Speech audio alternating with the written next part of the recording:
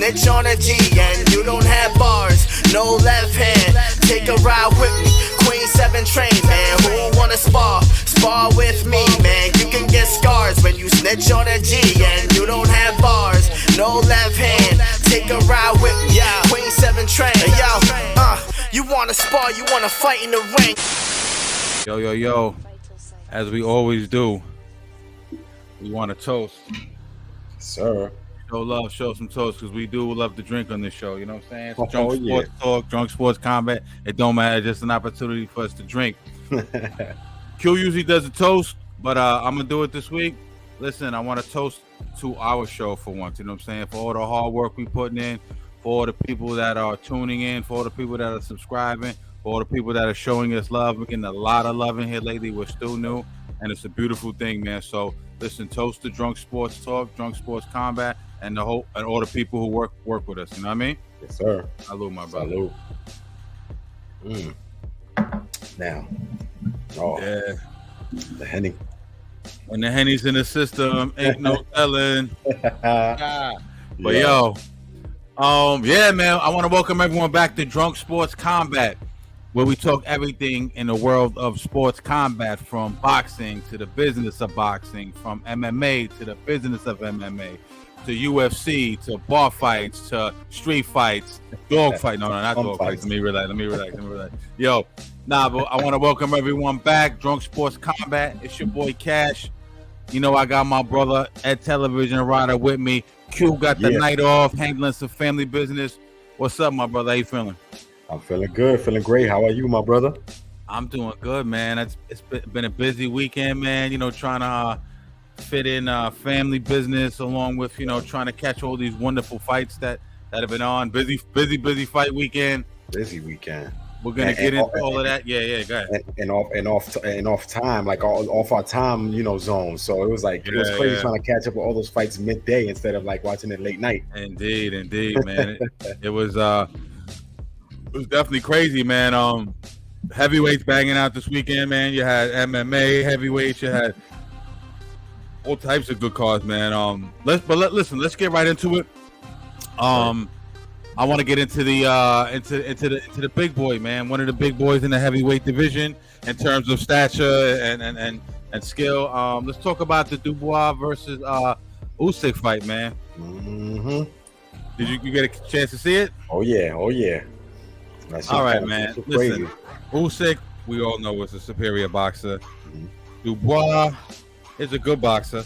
He's the bigger man. Mm-hmm.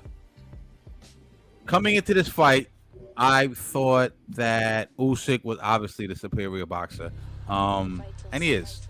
Yeah. But I thought Dubois had a shot, just chance, so to speak. If he could do what I thought AJ should have done, and that's be physical, be a bully, be a dog, lean on him, make him tired, just gangster him in the ring, man. You know what I'm saying? Boxing spots, but just overall, assert his presence on Usyk. That's the only chance I thought he would have in order to beat someone like Usyk. Kind of like what Tyson Fury did with Deontay Wilder. You know what I'm saying? Boxing spots, but he just he was very aggressive with him, like a bully. Leaned on him, boxed him, made him tired, grabbed him. He was just, he did a little bit more than boxing. The fight was very interesting, man. It was a good fight up until it wasn't. Dubois did a lot of great things. He was letting that right hand go a lot, and then following up with a nice right hook. Dubois was laying the combos. What else? Usyk was doing what he does. You know what I'm saying? Keeping that stiff jab. But Usyk, he keeps that stiff jab in your face, keeps the distance, keeps you off balance. The jab sets up other things like the left hand and other shots. Dubois, not a lot of head movement. Not a lot of feints, not a lot of lateral movement, so he was kind of, he was there for Usyk to pick off. Yes, sir. We've seen Dubois get torn apart by Joe Joyce's jab before in that loss, so we know his head movement ain't too great. Yeah. So that's actually perfect for Usyk. But I'm gonna let you tap in a minute. Let me just give the rest of my thoughts. Yeah, yes, do it. It was interesting too, man, because the rain was coming down out there in Poland, man. So it was a little slip. They had like some little tarp over the ring. So you seen it was raining in the ring a little bit, and the fighters had a little bit of a hard time getting the traction, but it wasn't too crazy. But like I said, Usyk dominated with the jab, and you know, in boxing, everything starts behind the jab. You work behind the jab. Lennox Lewis made a living off working behind his jab. Oh hell yeah! Made his whole career, but Usyk at the end of the day was just too much. It was a little controversial. We're gonna get to that in a minute. Dubois, one of the good things I did like about Dubois, he was going to the body a lot. You know what I'm saying? Yeah. He was investing towards the body very early in the fight. And then round 5 rolls around, right? I think I had it like 3-1 in favor of Usyk in round 5. And then Dubois lands that shot, right? Which is controversial. To me, not so controversial, man. I'm going to tell you why. When I first saw the shot, before the instant replays, before Tim Bradley and all them analyzed it, I said, oh, shit, that did look like a low blow, right?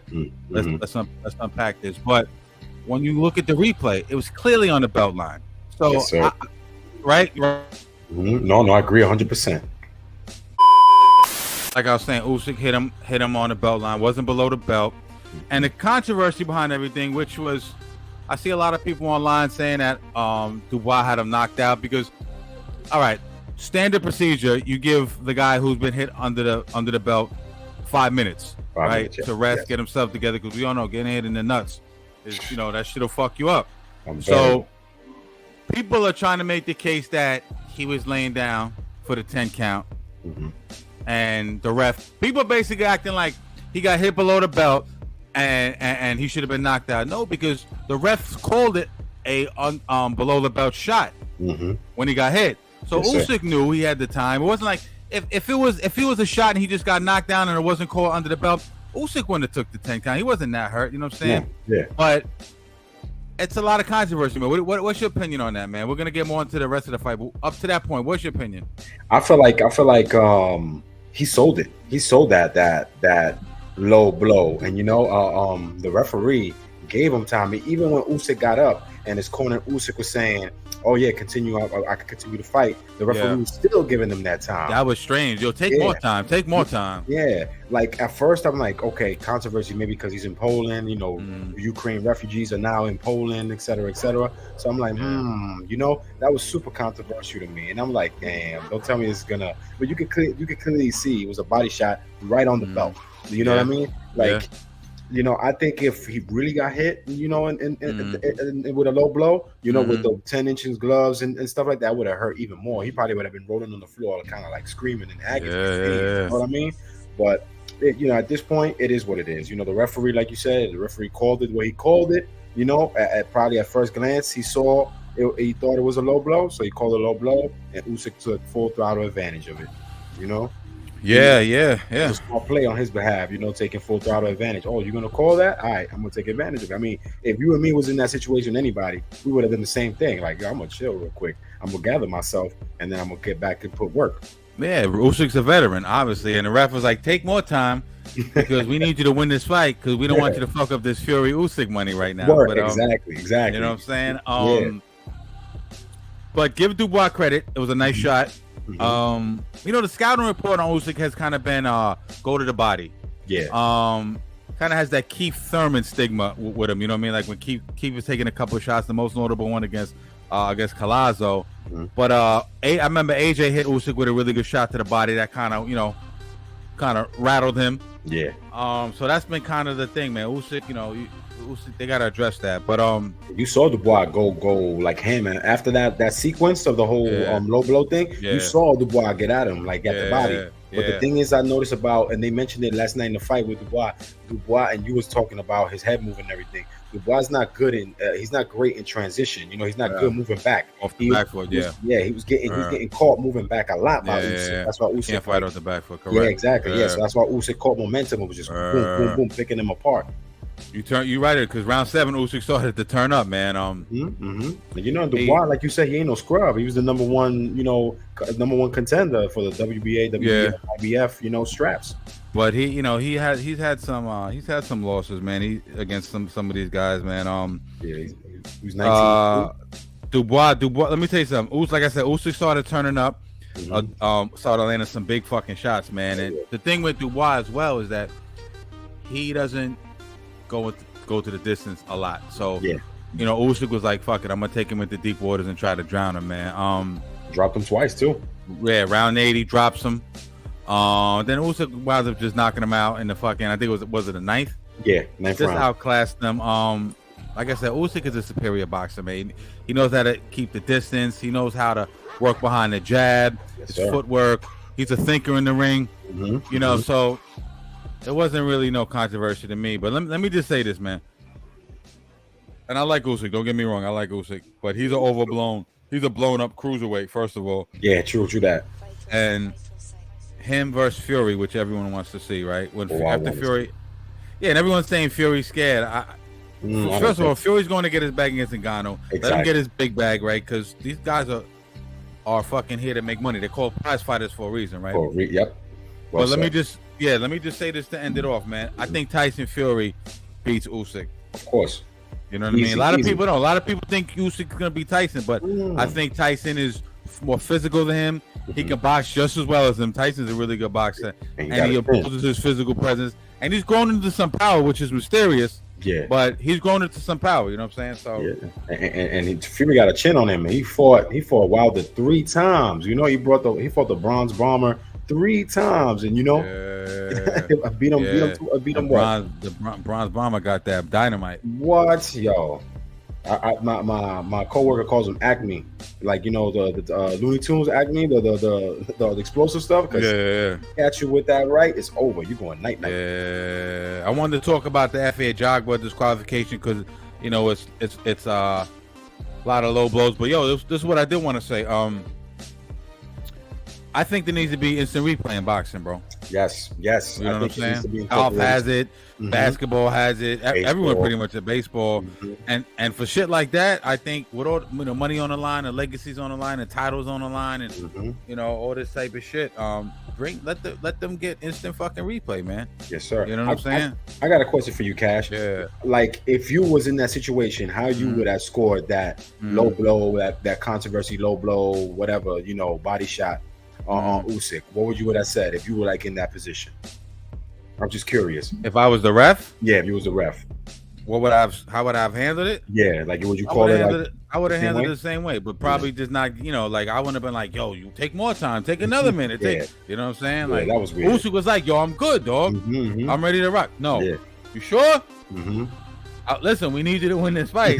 Exactly. You know what I'm saying? Which he was going to win anyway. He's a better boxer. Listen, Dubois caught a good shot. Yeah. You know what I'm saying? Dubois he was a big prospect at one point, man. But you know, Joe Joyce lit him up. What's the name? Povetkin beat him up. So he has some losses to some heavyweights, man. But he's still young. You know, he still got more. Yeah. It was a good fight. Like I said, coming into the fight, I thought he had a puncher's chance, but everyone and their mother knew that Usyk was gonna outclass him. You know what I'm saying? That's no fucking serious. Yeah, I'm glad I caught it on time. I had to watch the replay and shit. Matter of fact, I just had a brain fog. He didn't lose to Povetkin. My bad. I know all the hardcores were like, "Yo, you don't know shit about boxing." I was thinking about the guy who fought Jared Anderson. But let's talk about Jared Anderson, big baby, man. Oh, the real big baby. The real big baby. Yeah, I know too many big babies running around boxing, man. What's your take on the Jared Anderson fight? I loved it simply for the fact that he came in with a game plan concentrated on the body. You know, he connected on 72 body shots. You know what I mean? I don't know the exact percentage, but he came in, put body work with the body punches. You know, I heard that he always wasn't good in his previous fights on the defensive side, and he came in defensively. Yeah, I think Charles Martin knocked him down last fight and shit. Yeah. So he came in like, you know, he came in ready. You know, I like a quote that he said at the end of the fight. He said, "Start with the body and the head will fall." And that's exactly what he did against Rudenko. He came Yeah. in, you know, and Rudenko ain't no scrub. Rudenko, he's 35-6 with 21 knockouts, and this was actually his first career fight. He's a journeyman though. Journeyman by this time, Yeah. But what was Yeah. surprising to me that this was his first career fight in the U.S. You know what I mean? Yeah. That's crazy. You know, Yeah. he noticed he was headlocking him a couple of times. He was Yeah. headlocking him a couple of times. He was like, "Yo, this big boy hit." Yeah, he was he's like one of those tough guys that can go in there and get beat up all day, like Rocky Balboa. Oh, damn. You know what I'm saying? But he's not really beating nobody up. You know what I'm saying? But what I will say this: he's a veteran boxer. Yeah. And I think he's only been stopped one time on a technicality. Listen, Jared is a talented fighter, man. He's the next great heavyweight American champion, man. Yes. 16-0 now, 15 knockouts. I mean, at 23 years old, he got a bright future ahead of him. The knockouts, man, you know, like the knockouts are great, but a lot of the times, you know, when you're like on the come up, the knockouts are a lot. Like, you know, we went to the Edgar Berlanga fight last time. And he had a streak of knockouts. A lot of guys have Thurman, Garcia. A lot of guys have a lot of knockouts early on in their career because the competition is not as stiff. So when the competition jumps up a little bit, the knockouts tend to go down unless you're Terrence Crawford. You know what I'm saying? Terrence seems to have that streak going. I am Mike. I am Mike. You know what I'm saying? But yeah, like I was saying, man, he's got charisma. Yes. He's got flair. He came out in the Batman suit. Yeah, I was gonna say that. The Batman trunks and stuff. I was like, yo, that's dope. That's dope. He knows how to market himself, man. Shout out to Jay Prince and Bob Arum. They got one on their hands. It was Top Rank went all out last night. What I like about him is that, well, I shouldn't say I like about what's interesting about him is that he's 23 years old, right? He's a young boy. Yeah.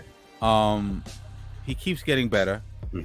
He showed a lot. He has a new bag of tricks.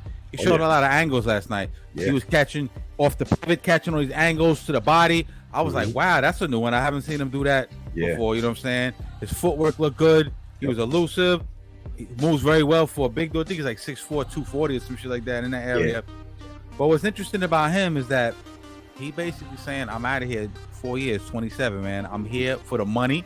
I'm here for the bread. Yep. That's it. And I'm not mad at that. Like I said earlier, man, everyone got to get their bread, man. You know what I'm saying? Of course.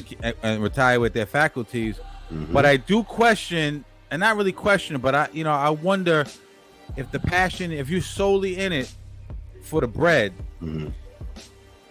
you know, the passion for boxing, does that take a back seat, you know, for the passion for the green, for the green print? So I wonder, is that something that maybe, you know, could hinder him in the future, you know, when he gets some of these bigger names? But that concerns me too. He's had a lot. Like I said, he has a lot of skills though. And he grew up poor. Like I said, new bag of tricks. The only thing I'll say, because you alluded to his defense and his defense improving. Yes, he was getting caught with a lot of left hooks, man. I think I was listening to the Boxing Voice earlier. I think Ness counted like 12, so he's got to work on that. He's susceptible to that left hook. You know what I'm saying? Yeah.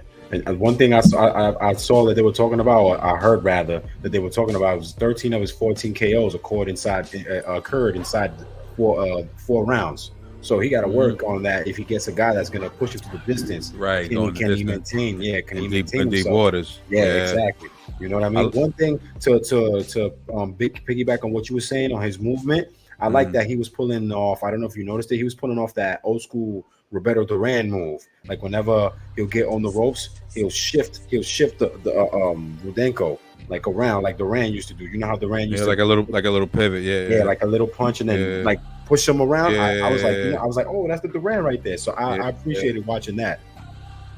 Yeah, another thing I like about him is that he fights off the front foot extremely well. He controls the pace of the fight.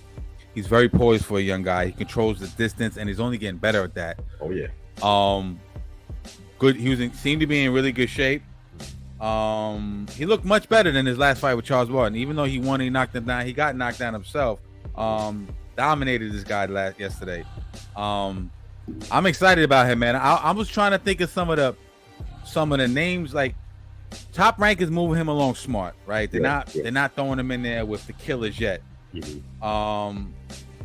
But at some point, if your main objective is money, you're gonna need some big fights. You know what I'm saying? You're gonna need some big mega fights. So I was like, who could he fight? I was thinking about Joe Joyce and Zhang is getting ready to fight. Joyce and Zhang, the winner of that. Maybe the guy who's on the undercard, Fa Ajagba, might be a good fight. Ooh. You know what I'm saying? You know, depending on promotional companies, maybe like a Dillian White or like a Joseph Parker or some shit. Like, I wanna see him step up just a smidge in competition. Because let's be honest, Rudenko at the end, he tapped out. Yeah, he did. He just high covered guarded, up. Yep. high guarded up on the ropes. Mhm. He knew. I think it's I want to say it's 7 unanswered shots, and the ref's supposed to stop the fight. Yeah, some shit like that. It's So more than that.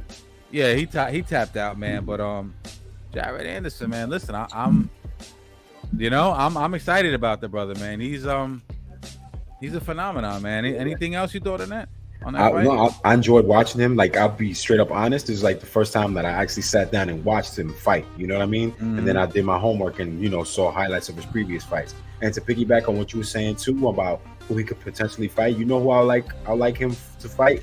If this person doesn't fight Wilder, I don't mind seeing him in Ruiz, Andy Ruiz, man. I would like to see those two big boys in the ring. I don't know how you feel about that. I just always have like a soft spot for Ruiz. You know what I mean? That's a step up in competition. Ruiz is out here bullshitting right now, though, in my opinion. And he was supposed to take that Wilder fight. He priced himself out of that. Yeah.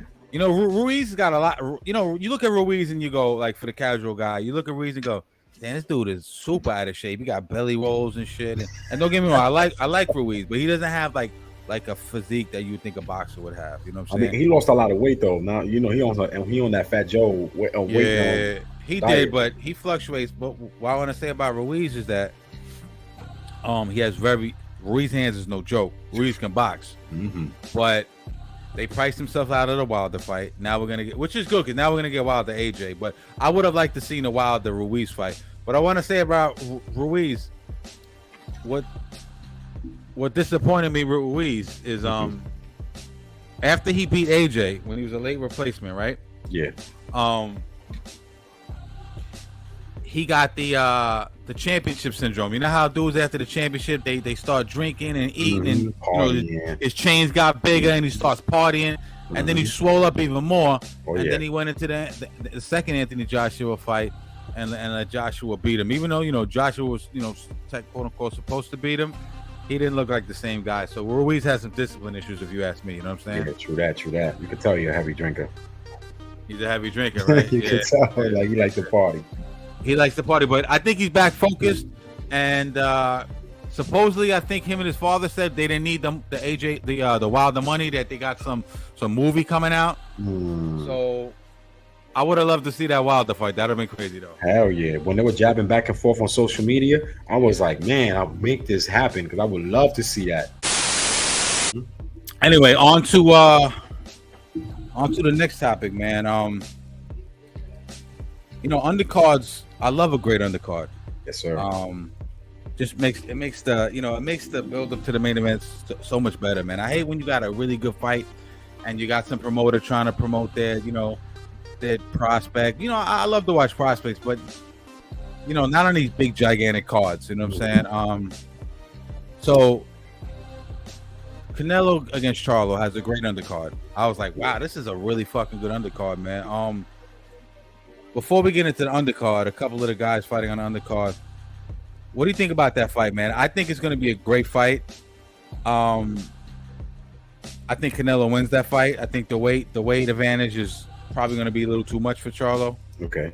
Weight classes, that's allowed.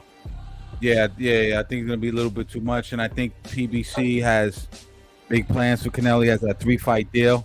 Oof. So I think Canelo beats Charlo. Because I think if in order for Charlo to beat Canelo, he's gonna have to thoroughly dominate him through 12 rounds and get a decision or a knockout. And I don't see them going. If it goes to the cards, I don't see them doing it. But there were some interesting names on the undercard. Yeah. You got Mario Barrios and Ugas. Oh, I like Ugas. I like Ugas and I like Barrios. But here's the deal with that fight. That's a great fight, by the way. Mario Barrios, the Aztec warrior. Yeah. Young boy. But here's why I'm slightly disappointed, right? Yeah. We had Fred Hawthorne on the show not too long ago, and we talked about Keith Thurman, right? Yeah, Where's he had that one side. Keith Thurman was supposed to fight Ugas. Where is Keith Thurman? I don't know, man. Yo, what do we? Man, Al Heyman. He's too busy trying to fight Clarissa Shields out here, man, for charity, man. I don't know what the hell you're doing. Sam Watson. Nah, it's not even him. They're not giving him fight dates. He's been calling everybody above, and I know he's been hurt for a while, but he's so inactive. I thought we were gonna get the comeback fight with Ugas and Thurman. That would have been a great fight. I would have put him back into the conversation in terms of the real big dogs, because Ugas is now at this point like a really good gatekeeper. Yes, like he's about to say that, like a journeyman right now. He's slowly transitioning into one of those great former champions that's going to be a journeyman, like a stepping stone, you know, for the next big thing. And that's unfortunate because I like Ugas a lot, man. Him coming off the fucking beat down of fucking Errol Spence, you know, with the orbital bone being broken. I know, man. You know, he beat Pacquiao, but he beat an old Pacquiao, and but you know, like him, Luis Ortiz, a lot of these Cuban guys can fight their ass off. Yeah, man, and they come punch hard. Yeah, and they're very technical guys. Edislán de Lara, like I said, Luis Ortiz, Gamboa.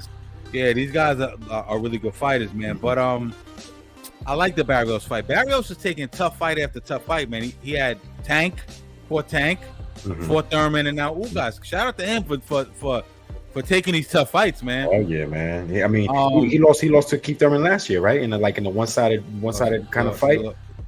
Nah, it really wasn't one-sided. He was getting his shit off, man. A little something, man. Keith beat him, man. But that fight is very interesting, man. I'm eager to see that. I think Ugas probably wins that fight. Yeah, because you know, Ugas is no spring chicken. What, he's 37 now. He my age. He's 37. Yeah. He's been inactive for like a year and a half, so he got to dust off those cobwebs. You know, and against a fighter like Barrios, I think there's gonna be fireworks. I think that's gonna be one of the fights that's gonna have everybody, you know, like those boxing fans that they just don't sit down during the fight. And oh, that's me right there. I just Barrios don't have a shitload of power, but yeah. He's in there to thump. He want to fight. He's not scared to throw hands. One time. So I think that's a really good fight. Another fight, real quick, and before we go to the last subject, I wanted to touch on this. Erickson Lubin and Jesus Ramos, man. That's a fucking phenomenal fight, brother. Ramos is nice. Ramos is nice. I don't know too much about the hammer Lubin. You know what I mean? Like I only read like, you know, certain things about him. Where he got punching power. I like Ramos because, like, you know, I saw one of his last fights. Who he fought? Brian Mendoza. Right, Brian Mendoza, right? He beat Brian Mendoza, who wound up beating Fundora, and Fundora was who actually put the beats on fucking Erickson Lubin, man. Broke his jaw, fucked his whole shit up. You know what I'm saying? That's crazy how that shit works. Like one dude beats another dude, but then, you know, the next. But it really means nothing because styles make fights. You know what I'm saying? But it's a good, makes for a good storyline. Yeah. I like that. But I'm really digging Ramos. You know, he's ranked number 3 in IBF, WBC, 5 in WBO, 10 in WBA. You know. Yeah. So, you know, he's 20. I think Lubin probably wins that fight.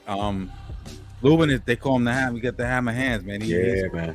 He got some pop, and he's gotta redeem himself, man. Man, he lost that fight, like you said, to the Tower in Inferno. I mean, shout out to Mendoza for coming back and beating Fundora, man. You know, Fundora is like 7 feet fucking tall, man. They say he weight bullies, even though he makes that weight. He makes, you know what I'm saying, 154, but. You know, I don't know. I like Fundora too, man. But that was definitely a surprise. I didn't see Mendoza beating him, but that fight is, like I said, Jesus Ramos has some pop. Lubin got power. I think somebody's getting. I don't think that fight's going to the card. Somebody's getting knocked out, man. Yeah, that's another one that's going to be full of fireworks too. And I'm gonna love it too, man. Yeah, man. And it's like you said, these two fights are going to be full of fireworks. Yeah, and it's going to lead into the main event that Canelo and Charlo. Yeah. And there's a couple other really good fights in there, but we don't got the time to get into it because we got to do the MMA section of the stuff. I want to end off, man. There's so much stuff. I wanted to talk about Devin Haney and Regis Prograis and all the shit that's going on the business end of that. Maybe next week we'll get into that. Wilder and Joshua, looks like they're going to get it in. I think I heard maybe in the Middle East or Africa, so that's gonna be a huge fucking fight. Shit. I think we'll save that till next week. All right. Tank and Pitbull, which I don't like that fight at all, man. I want to deep dive into that, man. We have a little more time.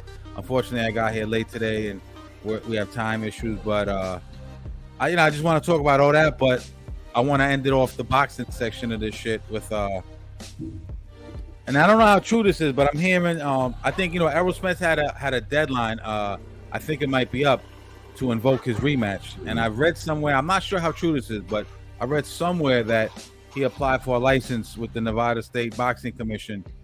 So that if that's true, that tells me he wants his get back. Now,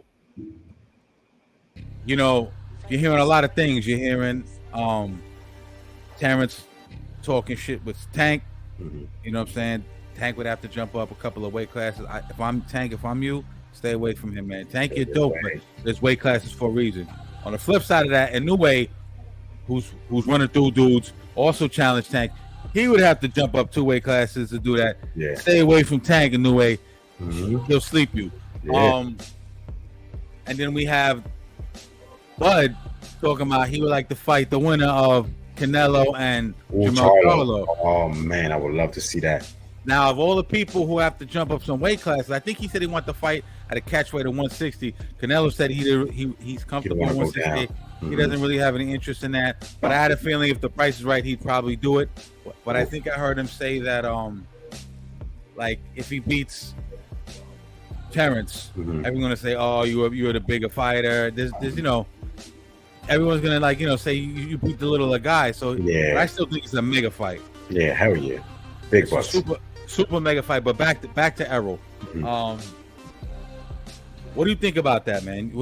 If that, because it looks like that fight's possibly gonna happen. I don't think Showtime and Al Heyman want that fight to happen. You know what I'm saying? I think they want to lean towards something else. But I think Errol's like, fuck that, let's go. What do you think about that shit, man?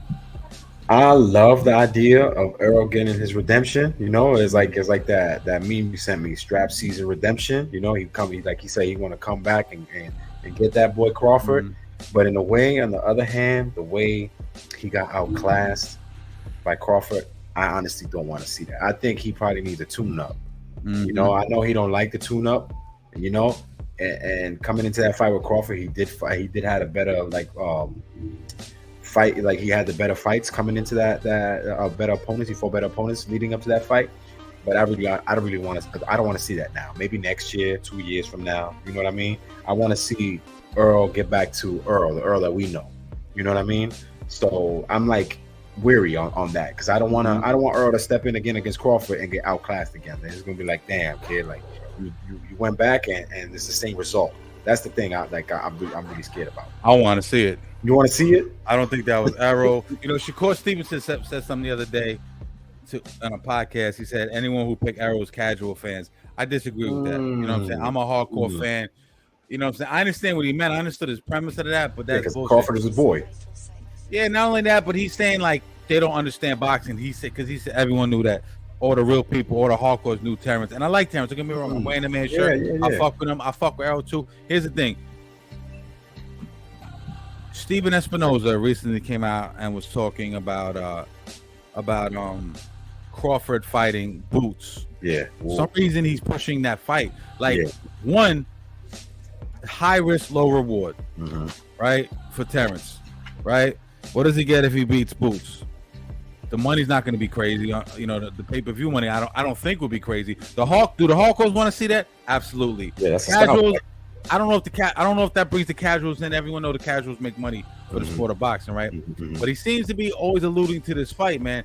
So I don't think they want to see Errol right now. I think they have other plans for Terrence, but I think it's out of their hands. And I don't think they think, because it was so one-sided, I don't think they think the second fight will make money. Because if they thought for a second it will make money, they'd probably put him in there with him. But that's the politics of boxing, man. I want to see the fight. I think at 154, Errol's going to be stronger. Is Terrence going to be stronger? Yes. Derek James is on record recently saying that he still think Errol's that he's the better fighter. He's still the better fighter. Bomac thinks that's ridiculous, and I understand why. He's saying that they go up to 154. Terrence is going to be stronger too, and they didn't really get to even pull out all their tricks. Exactly. You know what I'm saying? But I just don't think that was the full error. Now, what if that was 100% error in my opinion? Would he have beaten Terrence? I don't know. I'm not saying he would have definitely, but I can't say how he got washed like that. You know what I'm saying? Real talk. Shit. Don't they have like 2 dates? Didn't they said they have 2 dates, December 9th or December 30th? 30th, yeah, that's tentative, but I know like once you get knocked out, you're under medical suspension. I think it's like 90-day medical suspension. So we'd have to do the math on that. But what are we in? September? All to be September. So we have September, October, November. Yeah, I don't know if that December makes sense, but because they said that the due date is going to be December 9th. That's the day they're going to decide if he's going to go for Crawford or not. I think it's something like that I read, or I don't want to misquote what I read. I'm excited to see that. Listen, shout out to Terrence Crawford and shout out to Errol Spence, man. Y'all brothers are warriors. Errol, I do want to say one thing. A lot of people are fronting on Errol. Yeah, man. I mean, you got me liking Errol more and more now. Like I like Crawford more than Errol. I'm not gonna lie. Going into this fight, I was my heart was like, yo, Crawford is gonna go and do Crawford things. But then when I was talking to you about Errol, you made me go that route. I'm like, all right, I'm gonna pull for Errol. And then when I went to see the fight, everybody looking at me that I picked Errol. I was like, damn. Not to say that necessarily pulling for Errol. I just thought he was gonna win. I thought he was a bigger man, and I was wrong. But if ask anyone around me.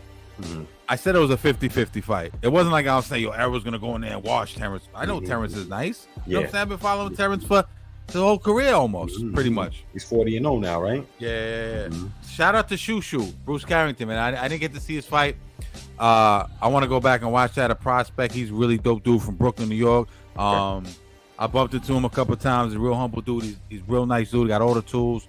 Dope. I'm going to go back and watch his fight. Maybe we'll talk about it next week, man. But okay. No doubt.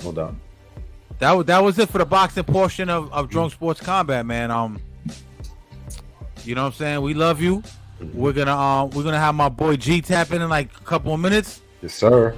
And we'll be back next week, and it won't be as rushed. We were on time constraints this week, so we kind of had to breeze through everything. Yes, sir. But next week we're gonna sit back and take our time. But you already know we gave you our 2 cents on everything on the world of boxing. You know what I'm saying? So yes, sir. With our boxing shirts on. With our boxing shit on, you know what I'm saying? Yes, word up. So yeah, you already know what it is. Stay tuned. We got my boy Out of Character tapping in for all MMA, everything in the world of MMA and UFC. And he's gonna be joined by, of course, yours truly, Ed Television, who's right next to me, and they're gonna break down all the good shit, man. And we'll see you next week. Drunk Sports Combat, the boxing edition. Yeah. Yeah. I want to welcome everyone back to Drunk Sports Combat, the MMA edition, man, where we talk everything MMA, the business of MMA, the fighting. Like I said, street fights, bar fights, pit fights, all of that. You know what I'm saying? It don't matter. We would order smoke. You know what I'm saying? You already know my name. It's your boy Cash. I got my guys with me at Television and my dog Out of Character. Q had to tap out today. What's up, fellas? How we feeling? Feeling good, baby. Feeling great. Feeling good. Feeling great. Yo, you know this is the best time of the year in UFC because these last couple of pay-per-views, Dana White does the best that he can to make them absolutely epic. Yes. You know, so there'll be a December card that's not really put together yet because everything's up in the air. But he really does his best because come January, February, even into like early March, it's quiet. Yeah. It's mostly like the prospects. It's just like the music industry and shit, you know? Yeah, fourth quarter. Prospects, though, I will say fourth quarter and first quarter. Yeah. I will say, speaking of, prospects, I have to amend Dana White on the people that have won in his contender series. And, because you got 2 champions now. You know what I mean? You got 2 people that hold belts, and Sean O'Malley and Jamal Hill. Even though he relinquished the belt, he was still a champion from the contender series. Yep. A lot of those contender series brought out some of the best fighters that we saw, like Nate Diaz and what's his name? This kid, Ferguson. Ferguson was unruly. Not to get off of MMA because it is part of MMA, but did you guys dabble into KSI, Tommy Fury, and Logan Paul, and then wait. Before we get into that, we didn't have you on last week because of all the confusion. I want to get your thoughts on the O'Malley Sterling fight, man. What was your thought? Talk about that, G. Well, that goes to show you the only reason. If they have a rematch, I don't think the results are the same. You know, Aljamain Sterling didn't play his game. He tried to disrespect Sniper and Sean O'Malley. Sean O'Malley's hands are way too respected. If I made my whole bidding, right? If I made my whole bidding, my whole success, my entire career off of this thing that I do really well, I'm probably not gonna switch it. I'm just gonna keep doing that thing really well. Yes. And Sterling took that shit for granted. Yeah, he only had 2 takedown attempts and didn't get none. Well, you know what it was? He was afraid. He was afraid of getting in close to O'Malley because he knows O'Malley. He didn't want to take a punch. He didn't want to take a punch, and that was the reason. But if Sterling would have threw himself more into the fire, made it more of a firefight, grapple him, get him up against the fence, kick his legs out. You know, like you seen it with Chito Vera. Yes. His leg gave out. You know, so obviously there is a weakness in his game, and since he fights with his hands more, his stance is a little bit open. Yes. Sterling should have played with his meat paws a little bit before he tried to you know what I mean? Like, but he didn't. He that's why he got killed though. Yeah, you know? And it was a third round finish, if I'm not mistaken, right? No, second. Second round finish, you know, like it says a lot. Like now O'Malley's very smart. Yes. He should not give Aljamain Sterling a rematch. He even said it too. He's gonna fight. He wanted to fight Davis, this guy, that guy. You know, right. He's O'Malley. There's a point in he's blessed to have received and won the championship, but there's a point where the fighter becomes the athlete becomes a higher product than what the belt is. Being the champion doesn't really mean that you're of the most value. Yeah. Sean O'Malley makes millions of dollars away from UFC. Yeah. So his value to UFC is like Conor McGregor almost. Yes. They're marketing him that way, too. Yeah. Let me ask you something, G, about the technical side of the fight, right? As a novice, right? As I'm a boxing guy, but I defer to you guys as the MMA and UFC guys. Now, Aljamain Sterling was known as the ground guy, right? The grappler, who got all the ground moves. Wrestler, right? He just beat Henry Cejudo. Right, who I like Cejudo. How does the wrestler doesn't get this guy in the fucking ground? Explain that shit to me, man. I tell you, because he didn't want to fight that fight. He wanted to fight O'Malley's fight and beat him. He thought he could embarrass O'Malley. Which is arrogant. Yeah, he actually threw more strikes in that fight than O'Malley. That's insane. When you play stupid games, you win stupid prizes. Yes. You know what I'm saying? Well like said. Yep. He and then I don't know why you would play with O'Malley when if you look at the weigh-ins, if you look at the face-off, if you look at the press conferences, if you look at everything, O'Malley is saying a lot less. That means that person is super fucking focused. Yes. Now, all that talking that Aljamain Sterling was doing, look, the poor guy, he's from fucking Long Island. And he don't get no love in New York. He don't get no love in Jersey. He don't get no love in Boston. He don't get no love in Philly. Why he don't get no love? And the reason is because of that attitude that he possesses. Yeah. I'm glad the way O'Malley beat him was a knockout, because that'll humble you. Yes. You think he's the better fighter? Because you said if they fought again, the results will be different. It's not that he's a better fighter. What do they say that? Styles make fights.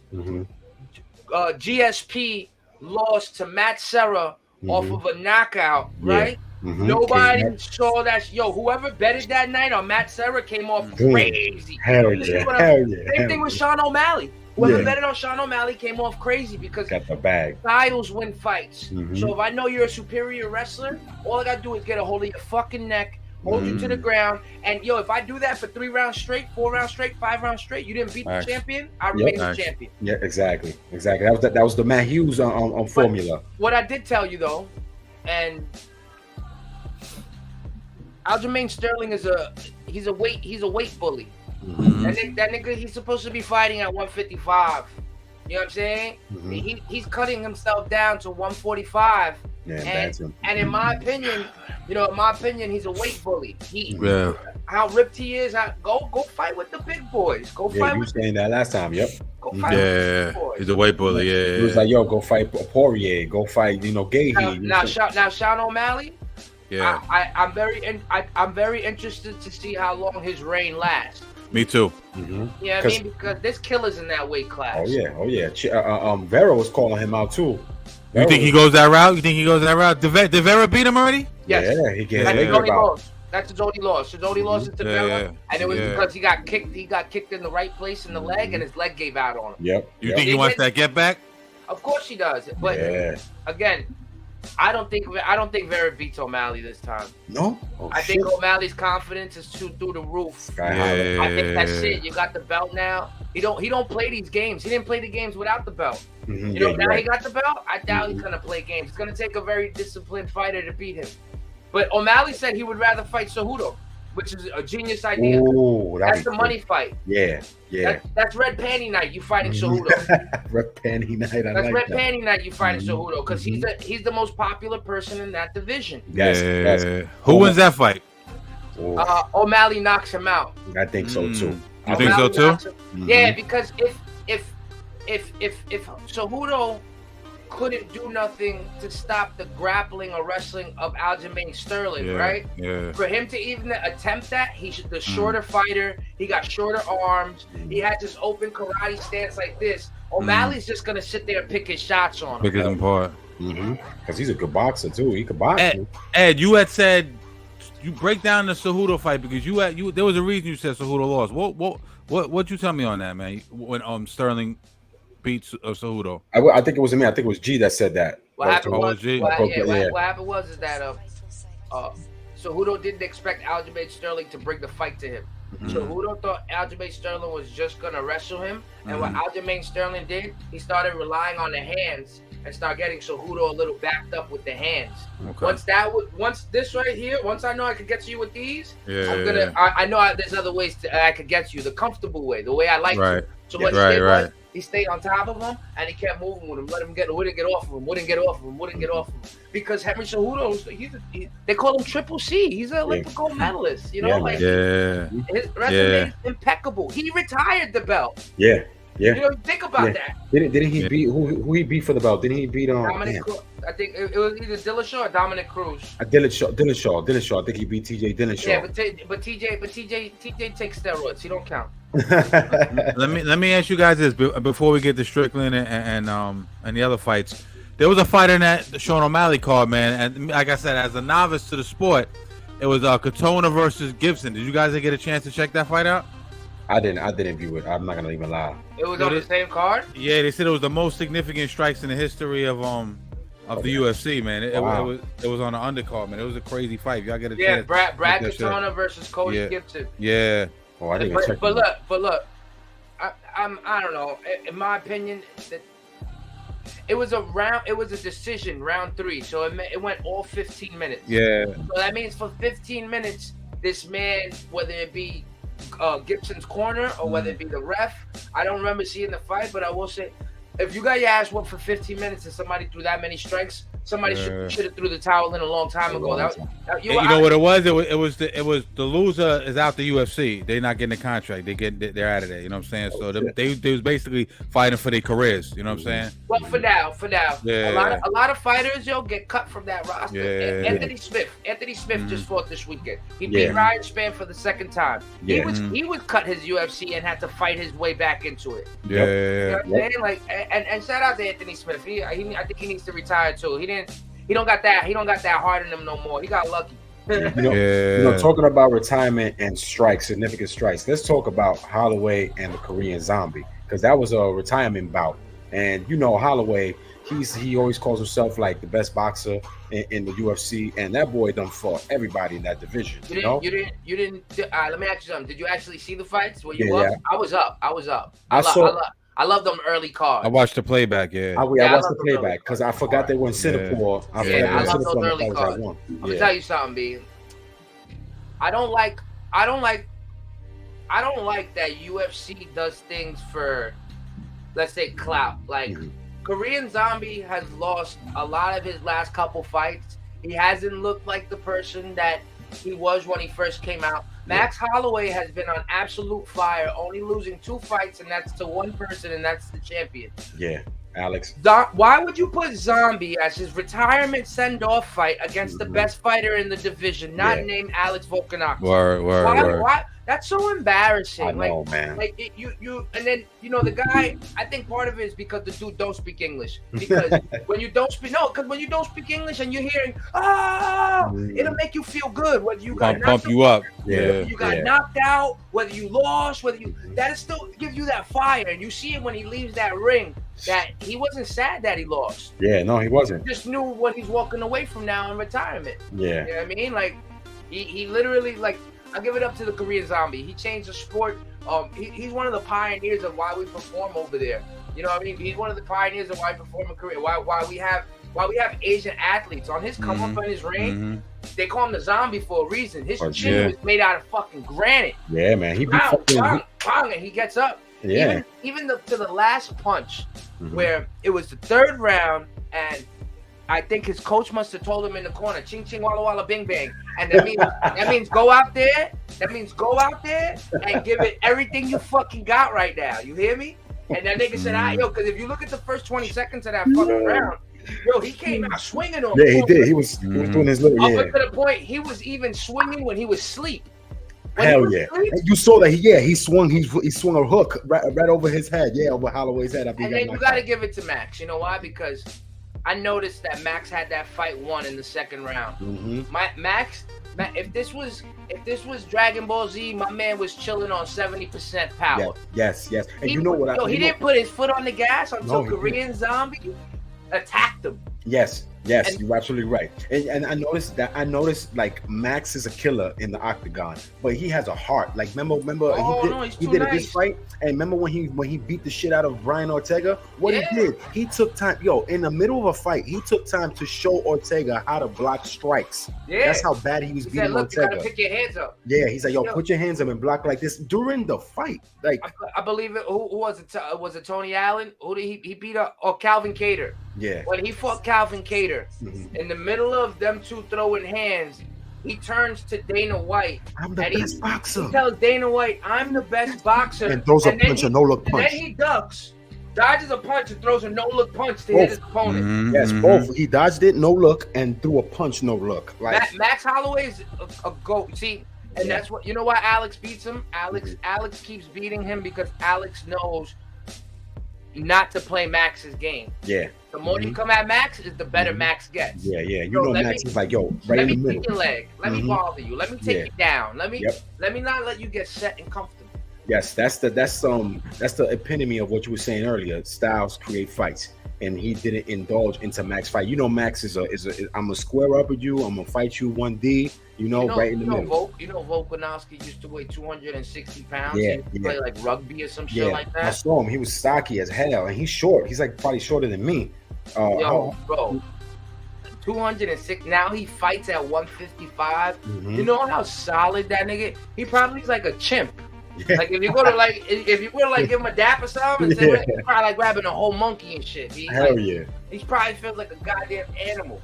I love it, man. I love it. But I agree with you 100%. I think this was the wrong fight for. If this was the last official fight for TKZ. Why you gonna do that to him? Yeah, man. He's ranked fucking number 8. Yeah, man. Why you gonna do that to him? Yeah, I was like, damn, that's a wrong way to send off TKZ. Because I fuck with TKZ. I remember when he beat on Poirier. I was surprised that he submitted him, and then he beat Frankie Edgar. Who else he beat? What's his kid? Bermudez, Dennis Bermudez. Do you think Poirier should retire? Poirier, nah. I think Poirier got like maybe 2-3 fights left in him. He just got to pick his right opponent. I would like to see him win the belt at least one time before these, but I don't know if he's at that level anymore. He lost. He lost. Who he lost the title fight against? Justin. Yeah. No, for the BMF. Justin. But didn't he lose to? Who he lost to? Magomedov. Yeah, there you go. There you go. Yeah, it killed him. So I think probably like He struggles with grapplers so badly. Yeah, he does because all he does is stand. Oliveira beat him. Yes, that's the one. Beat him. Mm-hmm. Yeah, Makachev beat him. Yeah. Did Makachev fight him? No, Makachev fought Oliveira and beat Oliveira for the belt. Yeah. But that's what I was talking about. Dustin next, I think. Yeah, that's the fight I was talking about that he lost. And when he did the whole Conor McGregor saga, he fought Oliveira and Oliveira just watched him. Oliveira is another one though. He keeps playing. Like, go get your belt back, bro. If you want your fucking belt back, stop playing with them. And he lost that fight, but he's on fire in there right now. He's on fire again. Remember his Oliveira hasn't fought. No, he fought a while ago. He fought like early on this year. He fought early on this year, like 2-3 UFC cards ago. Yeah, Charles. Yeah, Charles. Yeah, Du Bronx. Yeah, Du Bronx fought like I forgot who he fought. Damn, weed is a hell of a drug. I be forgetting. It's called drunk sports. Exactly. Yeah. So if you look it up, he had a fight like early on this year. I think in the beginning of the summer or like an ending of spring, if I'm not mistaken. He fought this year. Nah, his last. Oh yeah, you're right. He beat Benny Dariush. Shit. There you go. You're right. That was not too long ago. Yeah. Beat him with ease. And I'm like, okay, he about to get back on his streak. Because remember his trajectory in the UFC, he came in hot. There was a bad winning streak. They're scheduled to fight October 21st. Who? Makachev and Charles. Oh, again, rematch? I'm looking at it right now. Rematch. They're scheduled to fight. Holy shit. Who you got? I think Oliveira breaks his jaw this time. Oh, I would love to see that because I like Makhachev. This time. I like Islam, but I wanted Du Bronx to win so bad. Islam got to take us out. Yeah, Islam got to take us out. This is not, you know what I mean? You ain't Khabib. You ain't Khabib. This is not gonna be that type of time. You know what I mean? Like, and even Du Bronx. I want Du Bronx to win, just so he could fight Justin. Oh, I would love to see that again too. Oh man, like, yo, you talking dirty, G. Now that gives that belt opportunity to move around amongst the people among the top, because the more you fight, the more you get knocked out. It's not always gonna go your way the next time. Yeah. You leave a little bit of yourself every time you get into that ring. You leave a little bit of yourself. You do. So you really have to like think about it as a person coming up or about to get a chance, or you're always a second away. You know what I mean? Like, look, I feel bad. Look what they doing to Michael Chandler. They're making this nigga fucking wait for fucking Conor, and it's fucked up. Give the dude a fight. Conor, and who even knows if Conor is actually gonna come back? You know what I mean? I think he is. I think he roared it up though. I think Conor roared it the fuck up. Oh, right now? Yeah, I think he roared it the fuck up. Nigga, he's on everything that The Rock is on. Exactly, yo. Like horse tranquilizer. They fucking shooting these steroids that you never heard of. Luka. You see how his face is swollen up, like his cheeks are swollen up, and he's just like raging and everywhere you see him in a Miami Heat game, at a boxing fight, he's just raging right now. That's a nigga's BBL. Mm-hmm. That's a nigga's BBL. When you probably want to get bigger, that's a nigga's BBL. Yeah. For those who don't know what BBL means, that means Brazilian butt lifts. So that's that. Yep, that is true. That's what the steroids are. That's what steroids are. Word up since like the fucking 70s. I just had this conversation. I think there should be certain sports that allow fucking drugs, yo. Yeah, you mentioned that when you was on with us last time. They should, man. I agree. Come on, yo. Just let these niggas get steroid up and fucking go wild and crazy. And like, yeah, I agree 100%. Shit. I would love to see that. Like in baseball, you know how fun it'll be if we see another motherfucker hit like 80 home runs. We saw how fun it was. Yeah. Come on. When we had Barry Bonds, when we had Mark McGwire, when we had Sammy Sosa, even Roger Clemens. He was fucking throwing what? You remember that? I mean, I know we talking about combat, but since we on steroids, you remember Brady Anderson from the Royals? One year he hit 24 home runs, got roided up, hit like 50 something home runs. I'm like, that's what you needed. That's what you need the roids, bro. That's what you needed. I'm gonna tell you something. Steroids don't give you better vision. That's true. Steroids don't make you hit the ball. You could be as big as a house. Steroids don't make you take a punch better. Steroids don't make you throw a punch better. But when you hit something, it's all about how you put the muscle and where you place the muscle to be. Yeah. Some people take it for endurance. Some people, I know niggas that do like 10 a day, bro. They work out like 10 times a day. Shit. No cap. Yeah. They go for 2 hours, come back home, go do it 2 hours, come back home. Then that night before they don't smoke, they don't drink, they don't do none of that shit. They can still go out, have a good time and party, but their neck is the size of my waist. Damn, bro. Damn. Yeah, that's true, man. Sometimes, but all they do is work out, though. This is what they do, and then you see the difference because, they've been like that for years. But when they started taking steroids, fuck. Like I said, I don't mind it. Bring that shit into sports. What you think? They say that shit about Izzy though. You know that, right? They say Izzy taking roids? They say, nigga, they got pictures of Izzy with a flat titty. Oh shit! I would have never expected that from Izzy, bro. Yeah. Because Izzy cut the fuck up. Like he's slim and he cut the fuck up. They got picture of Izzy with a flat titty, bro. Holy shit! They got picture of Izzy with a flat titty, bro. Damn. And you know what? Look, Izzy's a great champion. Izzy's a great champion, but that's another one, son.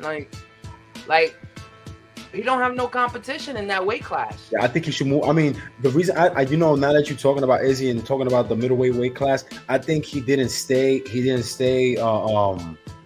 move up to light heavyweight because when he lost to Jan, you could see in his face he was disappointed.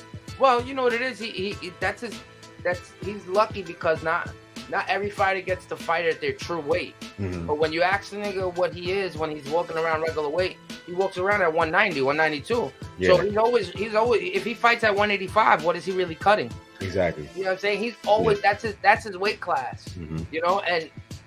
And I think he's avoiding Duplessis. You said that last time, and I think so too. I don't understand why Strickland got the fight. Strickland won his last fight, but he got knocked the fuck out by Pereira. Yeah, badly. You know what I mean? Badly. Yeah, man. I don't know. I would like to see Duplessis. I'd rather see Duplessis instead of Strickland. I feel like Strickland, he's gonna come in that fight, he's gonna get knocked the hell out. I feel like he's gonna get knocked the hell out by Izzy. As much as I like Strickland, like I said, not much of his fight game. I like that he just talk shit like, yeah, hit me again. Oh, that was soft. UFC does a good thing promoting people's stories, and he came from a hard life, and that's why he loves fighting. And the whole fucking spiel that all these fighters have. Look, bottom line, at the end of the day, styles make fights. And I'm looking at the nigga record right now, and Jared Cannonier beat him, which was controversial because a lot of people thought that Strickland won that fight. I actually thought Strickland won that fight. And Alex Pereira knocked him the fuck out. Yeah, you're right. You know what I'm saying? But he beat some heavy hitters, like he beat Uriah Hall. Oh, absolutely. Dacker Manson. Absolutely. Yeah, Even the last guy he fought. Anybody with the last name Magomedov is hard. Exactly. He beat my guy at one point. I liked this prospect called Court McGee. You remember Court McGee? He beat Court McGee, and I was like, yo, I was picking Court McGee to be like the next big thing. And when he beat Court McGee, that's it. Court McGee was never the same. So him and Adesanya, I think it's more like, how could I say it? I think it's more like that's Adesanya choosing his bait. Yeah, there you go. You said it perfect. That's shark bait for him. He's gonna reel him in. Choosing his food. Why am I gonna take Duplessis right now? Duplessis just knocked out Robert Whittaker. Yeah, he just knocked out Robert Whittaker. Put him to sleep. And the way he knocked him out was unorthodox. Yes, he knocked him out by bringing the fight to his face and put him to sleep. Izzy didn't put him to sleep like that. Izzy got into a firefight with him. Yep. All right. There's a big difference getting into a phone booth with a nigga, and no disrespect to Izzy, but he's a superhero in his own right because when he gets into those phone booths with people, he's the one that keeps coming out alive. Yes, yeah, and he's lucky. Like you said it last time, and I agree with you 100%. He be getting lucky because sometimes if you go back to the replays, his eyes are like squinty. He's closed and just swinging crazy. Oh, yeah. He's just swinging crazy. That's his face. And you know what? Like I said, one pound to him, he's a superhero for that shit. But that's why he picks his fights. See, Strickland has a boxer's chance. Yeah. I think he got a box. Look what we just seen.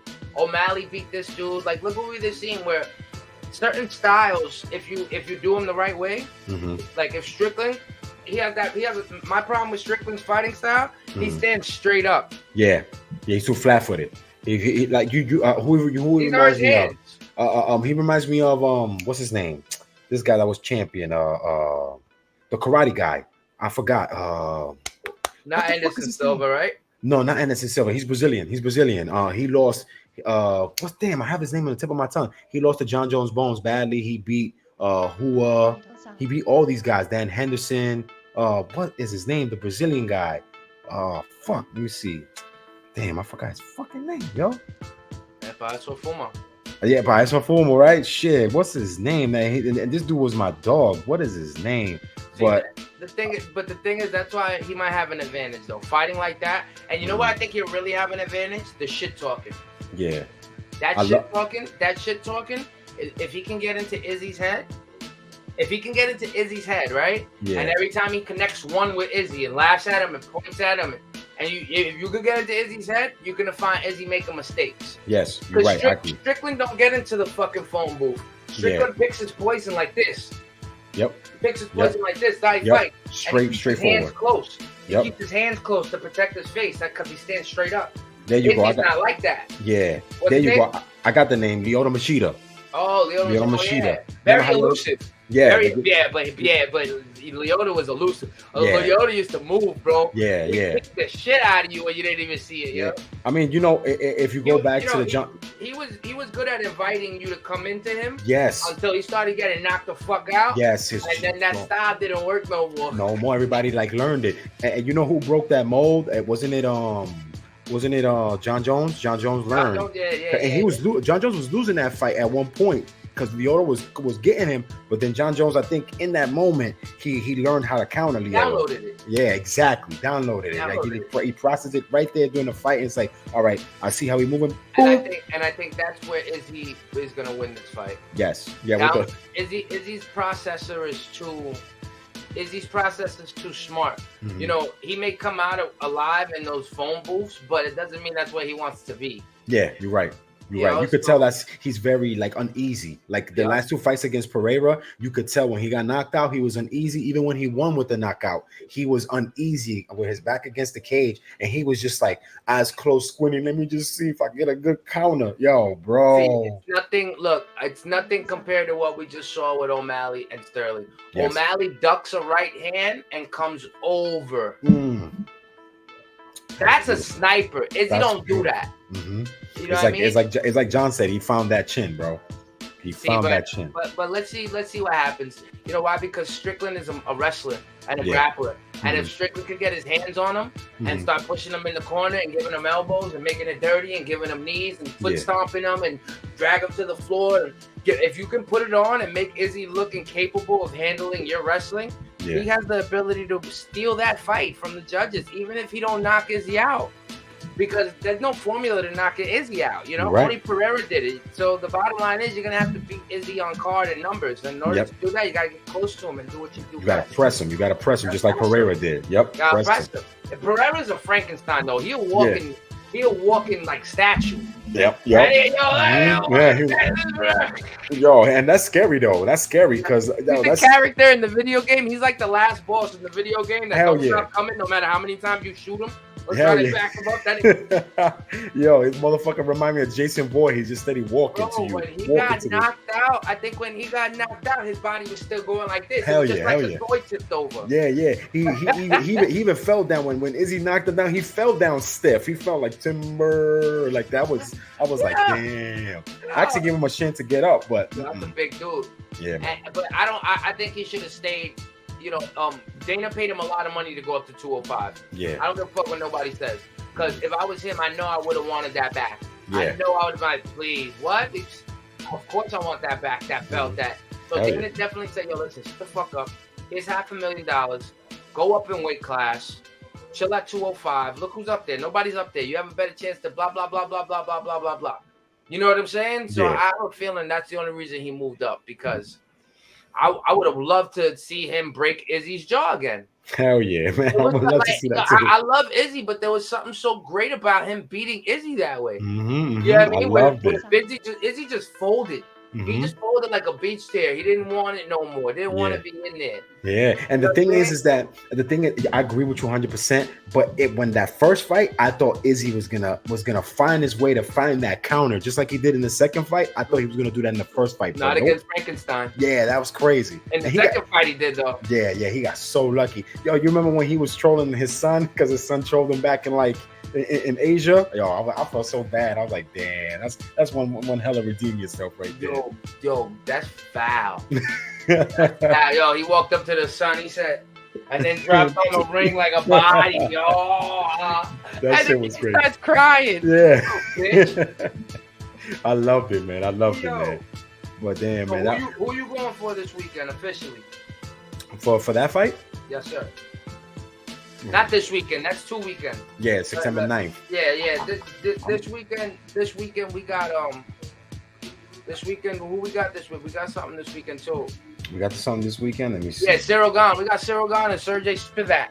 Ooh. I think Cyril Gane, if he don't win, he needs to get the fuck out of here because you lose to John Jones. All the big fights you be losing and shit. Yeah, he lost to Dominic, but no, he lost to Ngannou. He lost to John Jones. Come on, man. The only person he beat was Dominic Cruz, right? Dominic Reyes. Yeah, but he beat the Black Beast too. Oh yeah, he beat Derek Lewis. Yeah, he beat Derek Lewis. Yeah, he caught him on the losing streak. You're right. But Sergey Spivak is a beast, though. Yeah, I don't want to see Gane. I think I agree with you. He should get. I don't really like him. He doesn't really do it for me. But you know who's fighting? Rose Namajunas. Oh, Thug. I love Thug. She moved up a weight class though. Oh, she did. So it's gonna be her first fight at this weight class. Yeah. Who's she fighting? Co-main event. Manon Fiora. Oh, okay. I never heard of her. Yeah, Manon Fiora. 10-1. 10-1. Okay, that's gonna be a good one. I like Doug Rose. Doug Rose, she's nice. Yo, like she got the reach on Rose. Yeah. She's also older by 2 years. All right. But Rose, the thing about Rose is that Rose, she a lot of fights that she won, she always had like that disadvantage. Because remember when she fought I never count her out, right? No, I never root for her. Mm-hmm. Oh, you never root for Rose? Oh, damn. Because she don't look like she's so like very unassuming. Yeah, she's like so pale. I mean, so stoic in her demeanor. She looks like Sandy from SpongeBob. Oh shit, Sandy Squirrel. Oh damn, I love that. Oh my god. Oh, yeah, but next week's a pretty calm card. There are some names on here. Volkan Ozdemir, but it don't have a face for Bogdan Guzvald. I think these are all probably upcomers. Yo, you go with the last names because I would have been murdering these last names. I hear them all the time. All right. So I'm always repeating them when I watch the fights because I like, besides speaking with you guys, I'd like to. The only way you could gamble, you could know who's gonna win. The only way you like get involved is when you get involved. Yo, is he gonna throw the right hand? Yo, last time he won with a kick. Oh, he beat this dude. Like, look at the Cheeto Vera thing. If anybody looks at O'Malley's record, you'd be like, oh, he got one loss to who? Cheeto Vera. Exactly. Then you look at Cheeto Vera's record and you're like, it's questionable. He's lost some fights, It's not the best record and shit. Like, but Cheeto Vera gets the job done, Hell yeah. And he's Spanish, you got like you can tell he's a true fucking Latino nigga. Hell yeah. You really gotta give it up to him because he looks so styled. The beard, the skull, the attitude. The tats. He got asked about Sean O'Malley. He goes, he in love with me. I don't know what is wrong with this guy. Like, he in love with me. He keeps talking about me.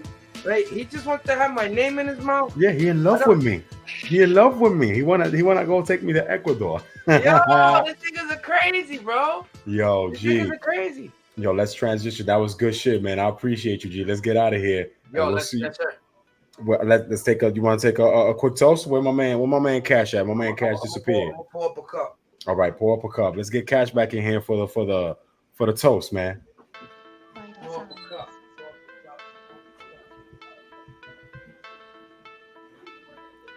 That's some dope shit right there, bro.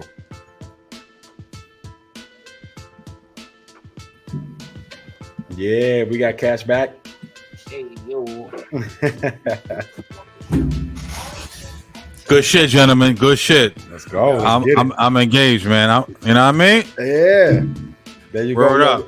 Up. We got Cash back huge into the UFC now. Flavor. Yeah, I'm getting there. I'm getting my weight up, man. I've been in a boxing nigga my whole life, but I'm in there. Word. So yo, take us out of here. Ed, what's up? Yo, this is a toast to my brothers again. Another great episode of Drunk Sports Combat, the second episode. Yo, shout out to everybody that been showing us love. Keep on showing us love. Make sure you like and subscribe. And let's get out of here. We'll see you next week for another episode. Guys, gentlemen. Yes, Have sir. a great weekend. Thank you for having me again. Yes, sir. Salud. To another episode. See y'all next week. Yes. Salud.